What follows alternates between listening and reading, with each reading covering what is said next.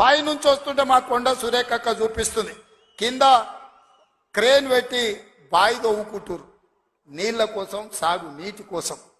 మరి ఆ సన్నాసోడు 1 కోటి ఎకరాలకు నీళ్ళు ఇచ్చిన అన్నాడు, ఏడిచ్చిండా? వచ్చినా ఇవాళ హెలికాప్టర్ల పైనుంచి వస్తే ఎడారిని చూసినట్టుంది, ఎండిపోయిన పొలాలు కనిపిస్తున్నాయి. నీళ్ల కోసం బావులు తవ్వుకుంటారు.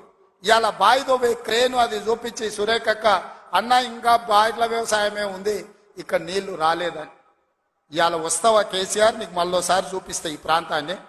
ఏనాడా నువ్వు వచ్చినవో రాలేదో నాకు తెలియదు, ఎన్నికలప్పుడు ఓట్లాడుకోనికి వచ్చి ఉంటావు, కానీ ఈ ప్రాంతాన్ని చూడడానికి ఎప్పుడన్నా వచ్చినవా? రా, ప్రభుత్వం హెలికాప్టర్ పెడుతుంది, మేము వస్తాం, నీకు చూపిస్తాం. 1 కోటి ఎకరాలకు నీళ్లు ఇస్తా అనే పేరు మీద లక్షల కోట్ల రూపాయల దోపిడీకి పాల్పడ్డావు తప్ప ఈ ఆదిలాబాద్ కు నీళ్లు ఇవ్వలేదు. అందుకే ఈ ప్రాంతాన్ని సస్యశ్యామలం చేయడానికి సాగునీటి ప్రాజెక్టులను కట్టే బాధ్యత